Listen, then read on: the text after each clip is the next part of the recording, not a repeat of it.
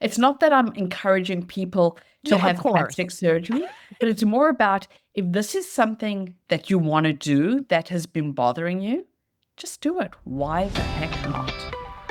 Welcome to Now What, a podcast for women in midlife navigating reinvention, identity, and what's next. I'm your host, Melissa, and around here we keep it honest, unfiltered, and always find a reason to laugh. Because midlife isn't a crisis, it's just a plot twist. Let's go. All right, this is going to be fun. Here we go. Hoops and glossers. We have a very special returning guest today. You first met Jodi Ekowitz back in March 2024 on episode 21 titled From Weight Watchers to Wonder Woman, where Jodi shared her epic transformation journey with us. Since then, this woman has been on fire. Jodi is the founder and CEO of Boulevard Public Relations, a PR agency focused squarely on all things tech. But a few years ago, she decided to take her own transformation public. A quick recap of what we learned in episode 21. In January 2022, Jodi joined the Wonder Women, the coaching community led by our incredible coach, Michelle McDonald. What started as a health reset quickly became a complete identity shift. Jodi dropped 55 pounds. Yes. But more importantly, she discovered her inner athlete, built serious muscle, and stepped into the strongest, most confident version of herself.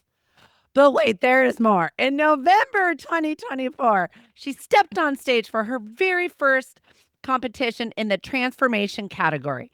And because she's all about doing the inner work and honoring the outer reality, in September 2025, she underwent plastic surgery to address what no amount of diet or dumbbells could change: the loose skin on her abdomen and what she lovingly used to call her, quote, rock Swiss socks. Today, Jodi's back on Now What to share the real story behind that surgery, why she chose it, how she prepared, what recovery has actually looked like, and how it's impacted her confidence, her body image, and this fierce new athlete identity in midlife. Hoops and glossers, please help me welcome back my Wonder Woman teammate, fellow midlife badass, and friend, Jodi Ekowitz. Woo! Thank you. That's quite the welcome. Wow. Well, that's quite the bio, my friend. Quite the bio. Love it. Oh Love it. my And I'm gosh. here for it. Oh my gosh. Thank you for the time. And again, listen back. We did a quick recap about Jodi's transformation in episode 21 because it's spectacular. It's so inspiring. But she is here today, as I said, to talk about this latest plastic surgery journey. So we're just going to jump right into it because Go for it. yes. Okay. Well, first of all, how do you feel? How many weeks out are you and how do you feel? So tomorrow is actually 7 weeks. So I had my surgery September 24th, and I'm 7 weeks, just about 7 weeks, and feeling great. Did the 7 weeks go? Well, we're going to get deeper into recovery a little later, but did it go by fast or was it slow at the beginning? It's actually gone by, now that I look back, I can't believe it's 7 weeks. I mean, Right. for me, I was counting down the time until I actually had my surgery. And now I'm looking back, it's so surreal. Like the time has really gone by super quick. Yeah.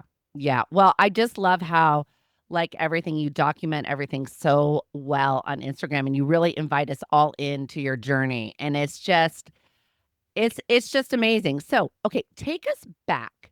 At what point in your transformation journey did you start thinking about plastic surgery? Well, I'll tell you, it was last year, and it was probably 2024, around September, I think it was. I actually did a podcast interview with an amazing woman, friend of mine, Kim Smiley. She makes the beautiful jewelry that I'm wearing. Ooh, love. It's Shout out lace, Kim. lace jewelry that weighs like literally nothing. It's beautiful.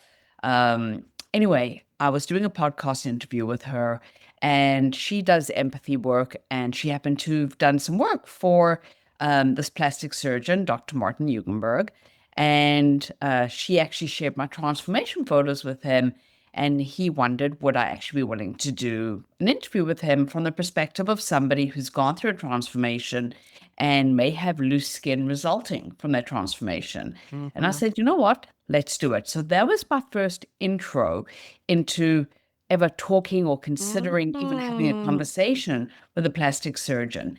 And I came at that interview very much from the perspective of somebody who has gone through a transformation and asking all the questions of, what does it entail to have plastic surgery? So that was really the first time I even thought about plastic surgery, but it really wasn't until the end of January 2025. I was in the UK for some business and happened to be at a gym, and I looked in the mirror, and all I saw was this loose skin on my abdomen. Mhm. And I was very conflicted. Obviously, I'd already researched and figured out all the questions to ask the surgeon, back in the fall. And when I saw the loose skin, it made me think, I always thought that my loose skin would be my reminder of my journey and sort of how far I've come. Mm. And I was very conflicted because, in one sense, I've got the rest of my life. Now I'm 54. Back then I was 53.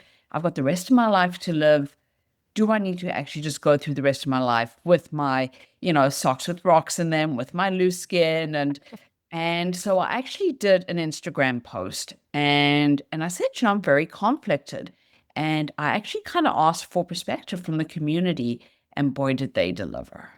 The community is so unbelievably welcoming and supportive that everybody said to me, the general theme was, why can't scars from your surgery be your reminder of your transformation instead of the loose skin? And I was like, that is I just got freaking goosebumps, Jody. genius. No, when you say community, you just mean like your Instagram followers. That's a broad and remind everyone what is your Instagram handle because everyone needs to go follow her immediately to be inspired. Believe It's me. it's Jodi, and it's JODI.ECHAKOWITZ. Okay, everyone go follow her. So good. So you get that positive feedback. I just got goosebumps when you said that. And so was that kind of the little extra oomph you That needed? was that was the push, because I think Mm. I was holding myself back, thinking, would I really be true to myself if I went ahead and did plastic surgery, when I always figured that, firstly, I was never somebody to do any kind of surgery on a volunteer basis. Like, Right. that's just not me. Same. Yes, I get that. Sur- Surgery has its risks, and so that's the one thing. I have my family, and so that was the one concern. And then the other thing was, like, I always just said, like, my loose skin, it just really is that reminder of how hard I worked and what I've done to get to the point that I'm at. And so getting the support from the community, and that reminder that I never really thought of, is, why couldn't my scars be my reminder? And I was like, that is freaking genius. And I love that. right. And so from that point, I actually made my first appointment, which happened to be with Dr. Hugenberg. And I decided that I was going to do 3 consults. So that was sort of really the starting point, and it snowballed from there, and, obviously making a decision. But So that started January of this year, correct? 2025. And then yes, you just had the surgery September 2025. So, because I want people to go away who are on the fence of, maybe wanting to do this or not, to give them your advice because you're so good about research. And I want, to give them tips on what were you looking for as far as a surgeon. So, how did you get the initial names? Well, obviously the okay. first surgeon because you're on his podcast Exactly. Well, I was on a podcast with him. with Yeah, him. so Yes. that's how I got sort of that initial sense. But what I did is, I actually, through Facebook, I joined a couple of Facebook groups that are Ooh. focused on plastic surgery. Like, I who never knew? would have thought about that, Jody. That's No, yes, there is a group for everything too. So that's brilliant. everything. Yes. Okay. So I joined a couple of groups. One was actually run by a plastic surgery out of North Carolina, and obviously it was US based. I had zero intention of traveling to do surgery. I want a surgeon that's local, and obviously everybody is different. People will be like, okay, I want something that's cheaper, and I'll travel for it. But for me, quite honestly, I don't think you can put a price on your health, on your recovery, and so Agreed. for And me, you're I in want Toronto for everyone. Yes. exactly. I'm in Toronto. Yeah. But there was the second group that I joined was based on Ontario, and that's the province. And province for anyone in the US is like a state. That's the Thank you. province that I'm in. See, And we learn lots of different things on that. so, but anyway, so I basically went on this group and I looked through a lot of the comments and threads that were in there, and there were several names that kept coming up regularly. Mm, And so the first was my surgeon, Dr. Martin Eugenberg. Then there was Dr. Shivers, and then there was Dr. Bodana. Those were probably the three most common that came up. And so the very next thing that I did, obviously, scheduling Dr. Eugenberg for that initial consult, that was my very first consult. mhm. But for the others, and even for Dr. Eugenberg, I went onto a website called Real Self. And Real Self is great because it's basically plastic surgeons, and I think it's plastic surgeons probably throughout the US and Canada. It might even be globally, I don't know. And basically it's reviews from people. Yes. And I went on that because I wanted to see the good, the bad, and the ugly. And Yes. so what I did is I kind of narrowed down and took a look. I also asked other people about, their recommendations. Two other names came up from people that have had breast augmentation, another one that had had tummy tuck and breast lift. And ultimately, I did the research, I looked at those reviews, and from that, actually ultimately decided to go and do the other two consults with Dr. Shivers and Dr. Bodana. Okay, let's take a second. I just realized I never even said what did you have done? What were you wanting to do? I'm so excited to have Well, this conversation, Jody. Like you have no idea. For well, personal reasons also. So you were originally looking for what? originally I was thinking tummy tuck and breast lift. Okay. But when I went for my initial consultation with Dr. Eugenberg, and it was actually with Dr. Indu, who is she's a doctor and she does their initial consults. He actually came in very briefly, which I believe he does with a lot of the consults. But I asked, like literally, I had probably 3 pages of questions to ask. She was so patient. She went through everything with me. And one of the things that I wanted to know, I've had big boobs my whole life. Like Hmm. I literally was one of the first in my friend group to develop boobs. I Right. was first to wear a bra, like just I've had the big boobs, been there, done that. But obviously now I had like literally sacks of skin left with marks. Nursing So 3 kids, I can totally relate. so when I went into that appointment, firstly, I didn't know what a lift, whether I needed a reduction or a lift or whatever. So I went in there and Dr. Indu took a look at everything and said, you would actually you can take a look and see if maybe you wanted implants, if you want the volume and, Right. just to obviously have some upper pole. So basically just, a little bit Right. of Fill them out. there. Exactly. And so she had these sizers that I put in. And the second I put them in, they were like the smaller size. She gave me a mid-size and a small one. And I'm like, no, I don't want, I've had these big boobs my whole life. I don't want big boobs again. Wait, when you say a sizer, is it like you just wear a bra and they put it like a Yes. pad in there to okay, well I It's like that though, actually so you can see it, feel it's it. an actual If implant. oh, I It's an love actual that. implant. Yeah. Is that So common? yeah, yeah, I Okay. believe I Okay. believe most plastic surgeons will do that. So I You're literally, like, as no. soon as I felt like I just felt like I was going back to my pre-transformation days, where it Mm. was like the boobs were up here, and I'm like, no. So I said no. But what she told me is that I had enough of my own tissue to do a lift, which was okay. That's amazing because my whole life I'd wanted a reduction. I didn't want these Right. big, ginormous boobs, but I didn't really understand the difference between the two. Right. So, and I'm now doing a reduction really. They take away a lot of that excess tissue that you have to reduce the size of your boobs. My boobs were already reduced in size Yeah. because of weight loss, but I had my own tissue that they could then do a lift. And so what they do, it's almost like imagine like folding over the socks, and like lifting it higher. So Where's the socks? You are hysterical. I love it. A perfect visual. I totally get it. exactly. So anyway, so I said, well, that's great that I can do that. So I immediately there and then ruled out doing any kind of implant. Gotcha. And so I decided that I wanted to do, just a lift, which would work, and the tummy tuck. So they kind of showed me what it would look like. And obviously a tummy tuck, I didn't have a C-section for either my kids. I delivered vaginally. And Same. so they said, um, when you've had so much weight loss, you've got so much skin laxity, you would do an extended tummy tuck, which really goes hip to hip.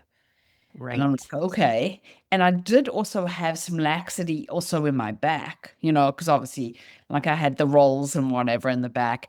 And the only way to deal with that stuff is to either do what they call a belt lift, which is like a 360 lift right the way through the back.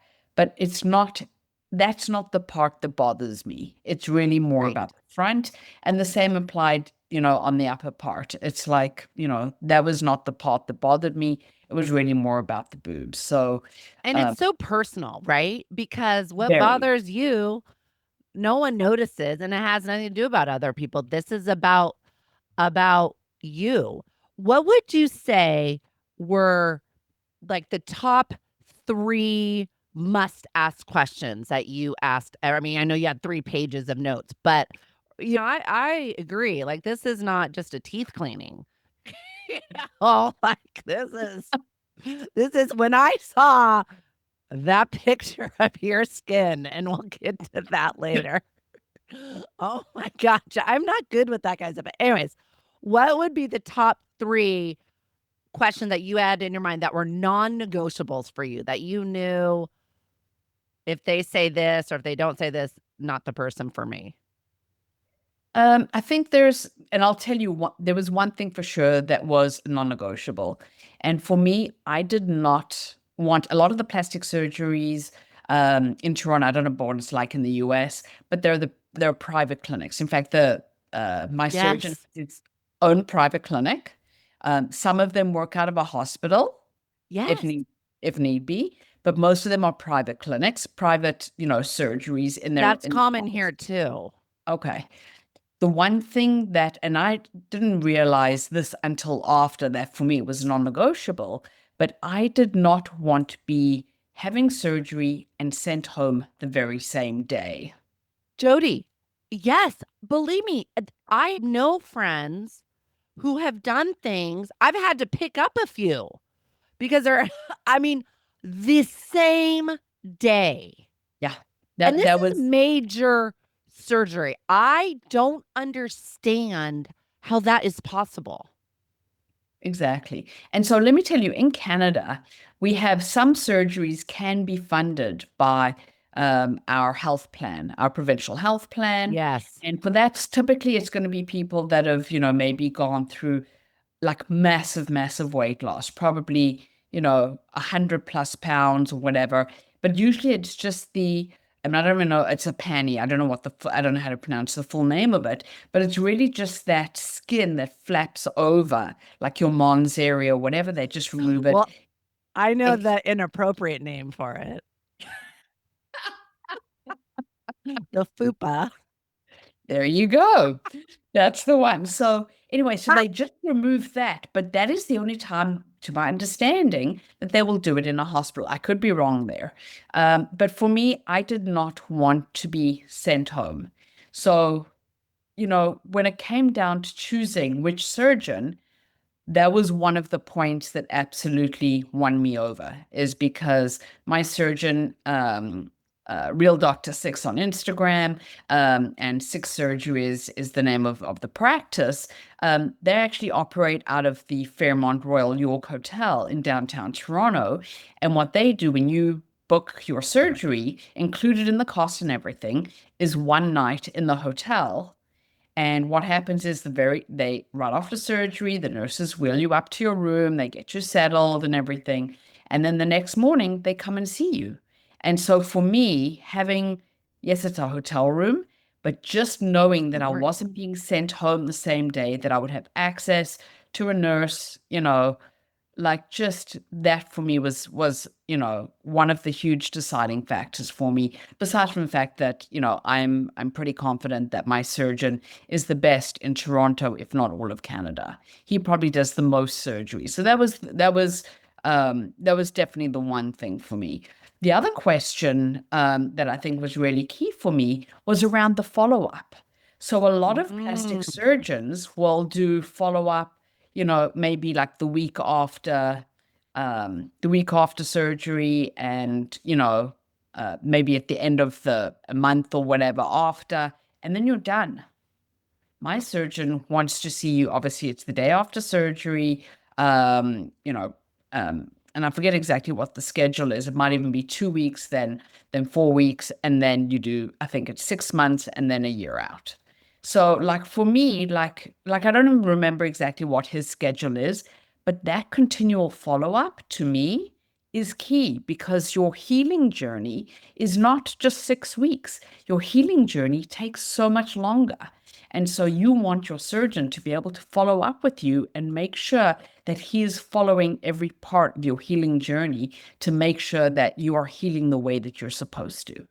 Okay, I think that is such an important point because I would never think about that. Yeah. Post procedure. What is the care post procedure? It's like, don't you remember having a baby? And they're like, later.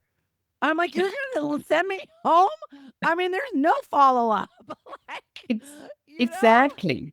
So that I love that you said that because that's something that I um would not think of. Okay, walk us through surgery day. Oh my gosh.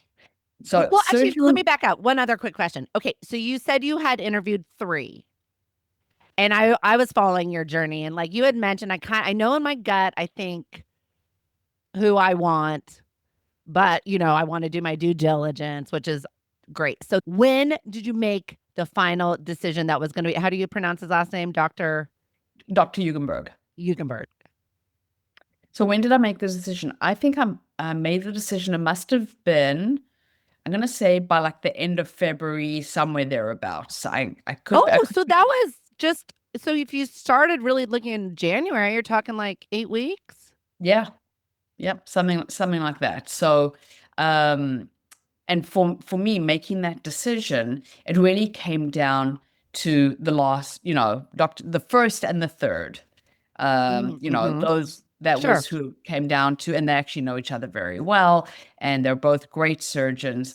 But ultimately, I just had more of the comfort with Dr. Hugenberg.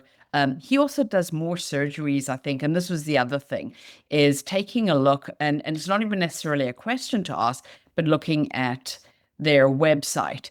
Do they have before and after Mhm. pictures of people that look like you in your current state? So there's a lot of surgeons that That's a good do point. a lot of surgeries for people that don't look like me, that are not athletes, and Right. that was not, for me, that doesn't align. I want to know, I built ab muscles. I want to know that, the surgeon knows, how he's going to do the surgery so that those ab muscles are not going to get lost in the process, that they will come back, and that he does other people that look like my before. Another amazing point that if you're thinking about this, yes, look for pictures, ask for pictures of people that are in your same situation. That makes Yeah. so much sense, Yeah. especially with the breast lift. Cause like you said, you're not going in wanting implants for Playboy, which if you wanted to, great. I'm all here. I'm whatever you want to make you happy. I'm here for it. I'll cheer you on. But so that is, I think, another really good point. Okay. You have the doctor. So then you choose into February. Why the procedure not until September? Ah, so I had lots of travel scheduled I had a this feeling year. that was the answer, which is fantastic. So I had to figure out, and that was part of the recovery, and that was part of the questions that I'd asked because I knew that I was going to have travel, and I needed to know how long the actual recovery is going to be. I didn't want to end up having surgery and then traveling like 2, 3 weeks after. Like, Well, are there's you no even reason. allowed because of swelling and everything? Well, Like you that would make can, me and nervous. you definitely can because think about it, a lot of people travel for surgery. Oh, you're right. So, You're right. so definitely you can do that. But did I want to do that? Yeah. Absolutely not. So I planned it around my travel. And so I said, here's the dates where I'm looking at. And I could have done it sooner if I wasn't traveling. But I kind of looked at my travel and where it made the most sense. So literally, I planned it for the week after I got back from Japan. So did Michelle, our fabulous coach, am I remembering correctly that you then did a mini build and another cut before your procedure, or did you go straight into a cut? And for you guys that don't know, a build is when you slowly build up, you eat more calories so you can build as much muscle as possible. And then the cut is you slowly decrease your calories so you can show those beautiful muscles, lose the fat, and hopefully keep as much muscle as you can to show off those beautiful muscles you worked so hard for in the build. Exactly. So for me, I actually started my build January 3rd. I think it was January 3rd this year. Okay. Okay. And so this was actually this I'd done a build last year, but it ended up we were hoping to add 10 pounds. I only ended up adding like 4 pounds or something. My body went into recomposition, which was a good position to be in. This year was like, okay, let's try this again. And so the goal was to add 10 pounds, and I did. So what we did, once we had the date for surgery, we actually worked everything backwards. So we kind of said, Yeah. okay, let's build. And I think I built for about 5.5 months. I added 10 pounds, and then we started going into the cut. The idea was to be back at maintenance weight by date of surgery. So that's what my surgeon wanted. He wanted you to be at your maintenance. It's the same as even when you're actually deciding to do, let's say, a tummy tuck or, something like that. Ideally, you want to have been at maintenance at least for a year. Um, but obviously here, he knows that being an athlete that I'm intentionally gaining and losing or whatever. So he was, fine with as long as I was at my maintenance weight. Which you were. I actually ended up going in 3 pounds below maintenance. Of course you did, So, Jodi. She's such a rock star. What were you most scared of? it's actually very funny. I have to share this with you, and you could maybe share it as part of the episode. Somebody in this group that I've joined that are other women that had September surgeries shared something with me, and it's funny because it's kind of like if I don't wake up. Surgery is never Right. That's my biggest fear. I have kids, and if this is how I go, is it because of I'm too vain? And which I have a vanity question for you too, because I know you've gotten some hate DMs. So okay, yes. If this, yeah. So that was probably the only thing that I was ever really scared of. And that's just general, that's any kind of surgery, right? Yes. Yeah. So you got over it though, or you're just like, it is I what got it over is. it. I was excited. This is Yes. literally it's almost like this new beginning for me. My whole transformation was a new beginning, but this is like just another stage of that beginning. Oh, absolutely. And that is the best segue into my next question. What surprised you the most about your recovery physically and emotionally? Because you got a different body comp, but as we do it via Michelle through, fitness and nutrition, we're slowly working through the process. You go to sleep and then you wake up and things are, I mean, I know you're still bandaged up, perking, cut off. And is it weird at first? Like, were you Yeah. nervous to take off the bandages? I have so many No. questions. No. Okay. Okay. Oh, because it was so uncomfortable. No, it's Oh, that I was excited to actually see it, and the bandages didn't come off until a week after surgery. So it's like the surgical tape or whatever's on it. But I was excited, like went into surgery, literally you close your eyes and you wake up. It's like, oh, that was quick. Meantime, Totally. it's a 4 hour surgery. So It's 4 hours. You it was guys, 4 hours. you have to go on Jody's Instagram. So she shows these pictures, and I like talking about it, but I can't visually. I'm not a medical person. That's not my wheelhouse. She has this picture of the skin that they cut. I mean, it's really fascinating. Here I am saying I can't look at it. I couldn't stop looking at it. You know what I mean? I mean, holy moly, you guys. It was wild. Can you believe that was part of your body? Was that weird to see afterwards? I'll tell you what blows my mind. So many people would look at my body, like, especially after I competed last year, where literally I was at my absolute leanest, you know, I still had the loose skin, but people are like, where? And so people can't see Yes. it on you, but I could still see it on me. And that was even Yes. at my leanest. So I knew that I'd have this, this extra skin. Whereas I think here you don't actually realize until you see the piece of skin how much there actually was. But what's Yes. crazy, it was only 600 grams that they took off, which, in the I grand, literally started thinking, okay, I get 135 grams of protein. I literally, my mind just started calculating what would that look like? right? It's crazy. So they take off the skin, but it's, I'll tell you what was hard about recovery is being bent over. Like literally you're standing like this. You cannot stand fully straight Oh, because you don't why? want to put any tension on your tummy tuck scar Oh, because it's healing. It's not just stitches on the outside. It's stitches on the inside. Like they literally are, they stitch everything up. And then the other thing is I had a muscle repair, and the muscle repair is from right. very mild diastasis recti. And so my surgeon actually didn't even think that I would need a muscle repair. He couldn't feel the separation before going into surgery, but obviously he knew that if there was any kind of separation, he would repair it because a tummy tuck is the time to do that. Oh, And yeah. Once so you're in there, yeah, go exactly. crazy because you're not getting in there again.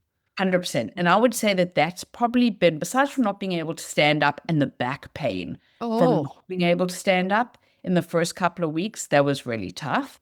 But I would say that the muscle repair, I had no idea. But when people talk about a hard recovery from tummy tuck, it's not the tummy tuck itself, it's the muscle repair. It's, which is yeah, very I common in women who were pregnant. I'm absolutely convinced pregnant or mine aren't attached. That's my excuse. That's my story, and I'm sticking with it. so, and it's not just pregnant, it's those women also. If you've carried a lot of excess weight Yes. and Yes. you've had this visceral fat that pushes the stomach muscles out, you're going to have that separation as well. But what was interesting is when I was pregnant, I didn't like end up out with the stomach. I went wide. So that's Mm. probably also why my muscle repair was not as hectic as I thought it would be. But that's probably been the hardest part of recovery is the muscle repair. I know it's going to be worth it, but it's something that I can feel literally all the time. So you just got back into the gym literally 2 days ago? You're at your This home is, gym. yeah.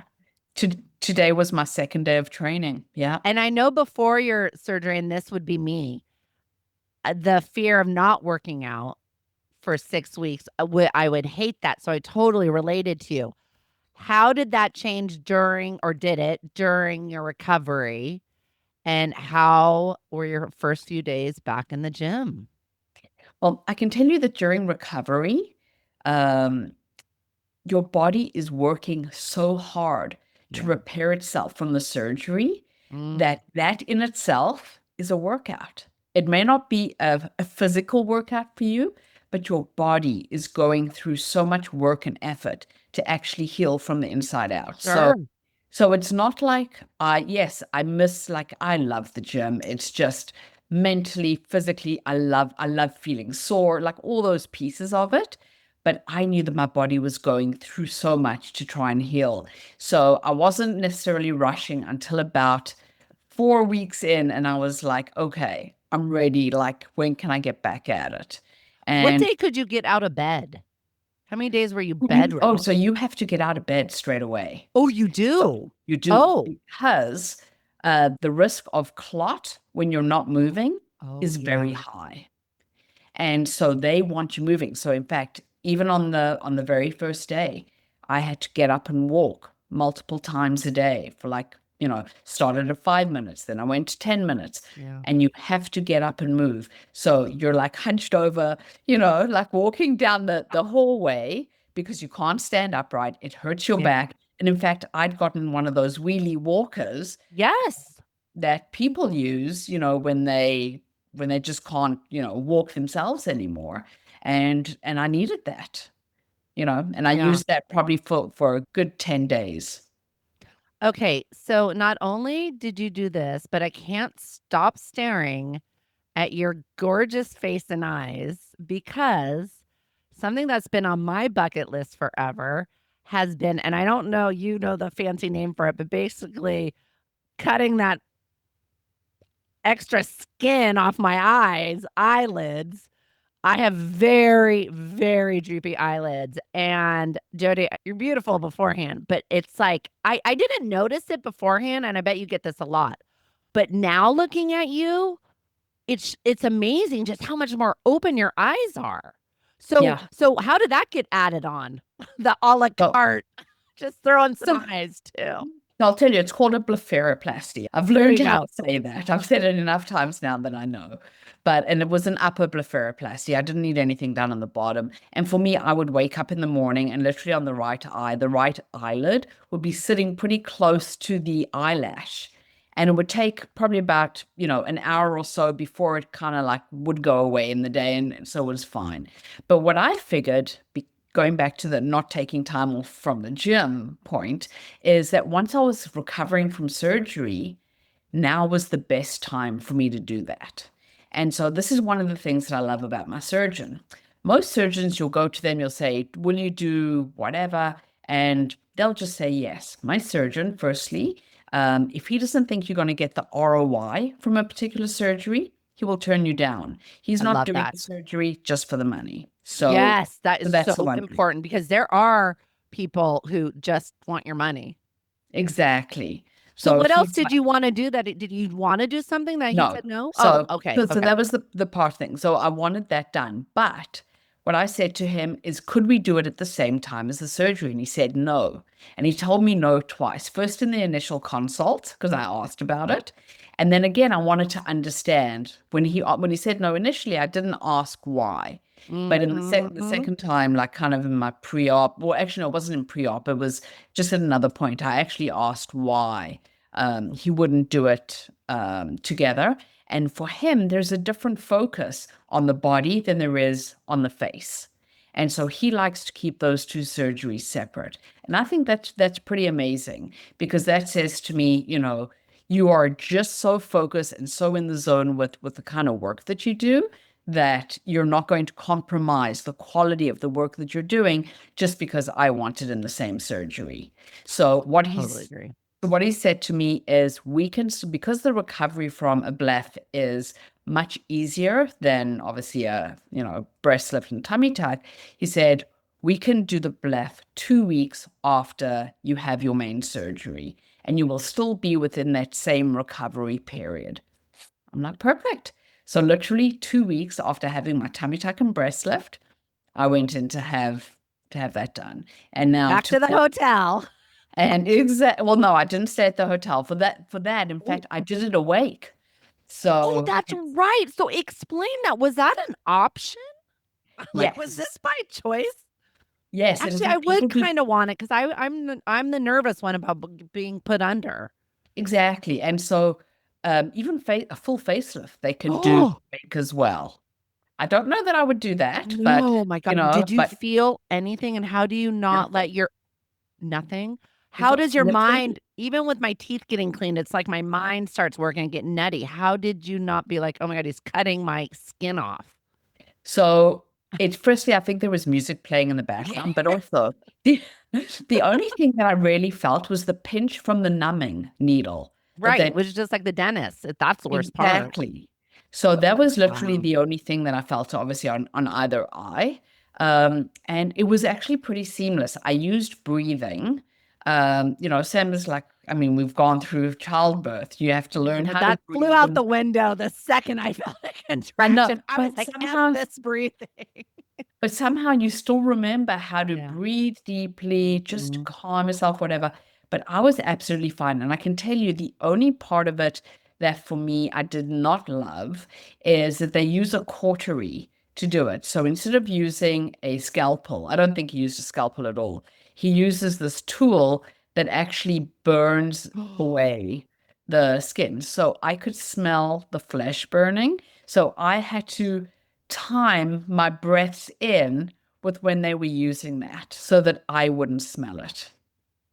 But outside of that, you feel absolutely nothing. And literally, I got up from surgery and I went home. How long was the procedure? 40 Oh, minutes, that's maybe? it? That's it. He marked it up before. I walked myself into the operating room and yeah. Wow. Okay, so did he warn you? I'm sure he did. Like, you're gonna smell this. Like, No. oh, There is was that a no good or warning. bad thing? It's better. It's much better Yeah. because I think it's better. I had no idea really what to expect, but it was great, and doing an awake was so seamless. I love because me and anesthetic, it makes me nauseous. Mm. So it's not my favorite thing. So yeah. As your eyes were healing, asking for a friend in case I ever do this. Any pain, discomfort? Is it weird? Like, can you blink? Are you scared? Like, I'd be scared, like, because you had stitches in, right? And oh my God, she had this string across her nose, and she did a blur because I'm like, what was on? Did she do her nose too? And then you came back on stories like everyone's asking why I have a string on my nose. Well, why I had because it was a piece of tape, so people are Oh, like, it's tape. and the surgeon got questions too. And literally, there's a single stitch that runs from this eye across your nose to this eye. And when he took the stitches out, he snipped the thing here and pulled from either side. One stitch that gets pulled out. And it's not painful. You can kind of feel the tension, but that's it. But no, there was no pain after having it done. I was out and about. I had the tape over my eyes. In the first probably 2, 3 days, I had a little bit of dry eye because you have more tension. Like as you're trying to blink and everything, it's like not, it's like closing, but you're not getting the full moisture, I Oh, think. I'm literally sitting here blinking. Like as you say that. And I wear contact lenses. I couldn't I do. wear contact lenses Oh, until the sure. stitches were out. Okay, So, sure. but yeah, Okay. it's been great and it feels good. It looks great. I'm so happy with it. You look amazing. Thank I you. mean, I'm so proud of you for going for what you want to do. I do want to ask because of course there always have to be some haters and you brought this up on your story about, "Oh, you cheater, you're cheating." How did you deal with did that thought even before that hater come into your mind? Which is ridiculous. If someone wants to do something, just go do it as long as it doesn't hurt anyone else or hurt them. I mean, that's a whole other thing. And how do you respond or how do you process that when you So get that ridiculousness? I literally only had the one person. And obviously, I had made a conscious decision because there was nothing public on Instagram or anything like that before my surgery that could help me. I decided that, same as I share my journey, my health journey, I was going to share my journey to plastic surgery. And so I provided updates, details around the consults that I had, around making the decision for surgery, all that kind of thing.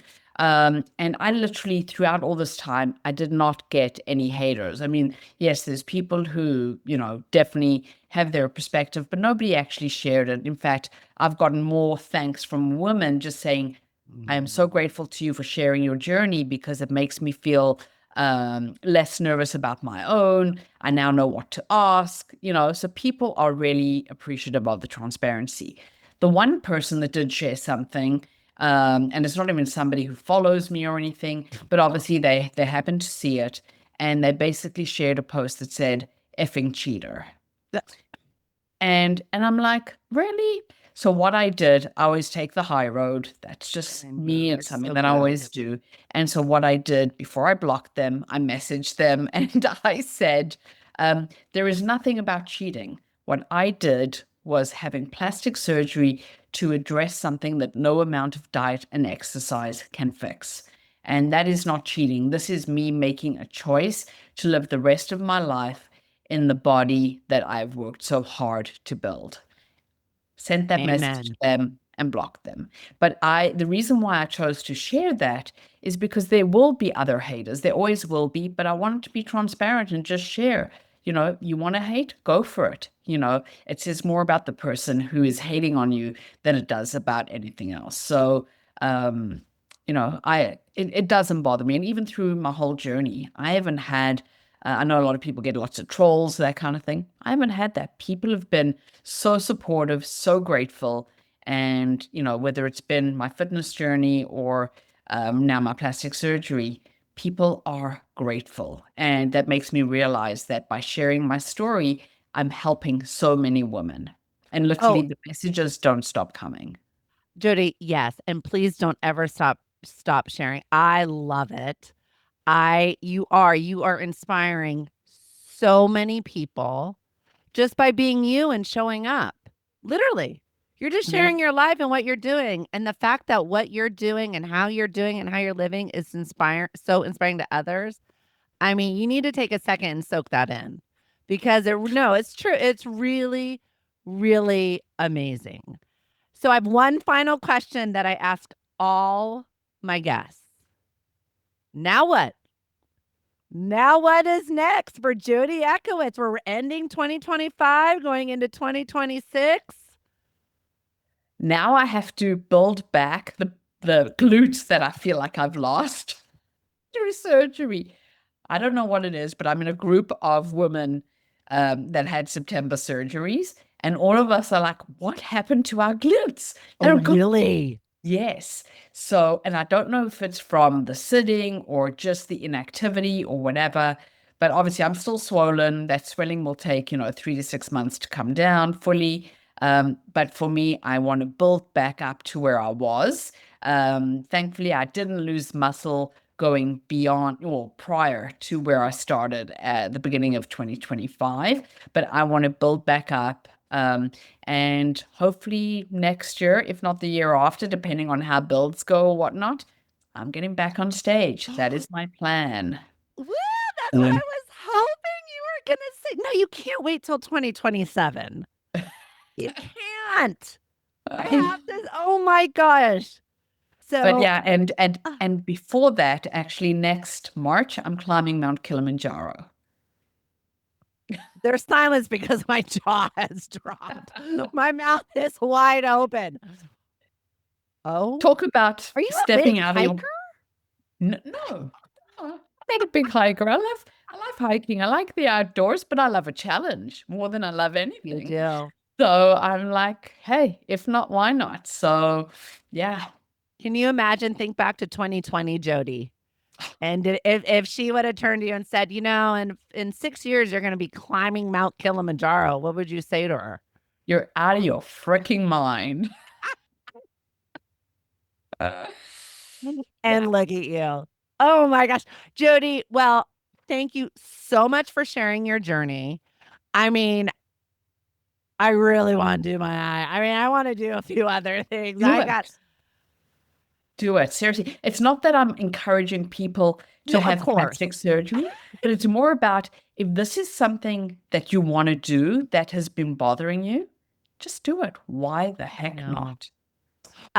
Jodi, thank you for sharing your story. You are just an inspiration and the best Thank you. teammate. And I cannot wait to meet you in person. Likewise, I I mean, I'm give gonna. big, big hugs. Two things. I'm gonna ask to see your boobs, so you're gonna have to flash me. And I am going to flash them with Woo! pride. And number two, I brought this up before. I'm not joking. I want you to bring all your old bras, and we're having a bra burning party on the beach in Mexico. I want to do this so bad. Oh my God, it's crazy. Oh, But I can't wait to meet you in person. It's going to be amazing. oh, I'm going to be crying. All right. Till next time, hoops and glassers. See you later. And that's it for this week. If this episode made you laugh, nod, or think, oh my God, same, hit follow or subscribe so you don't miss out on all the fun. So see you next time on Now What? And remember, midlife isn't a crisis. It's just a plot twist.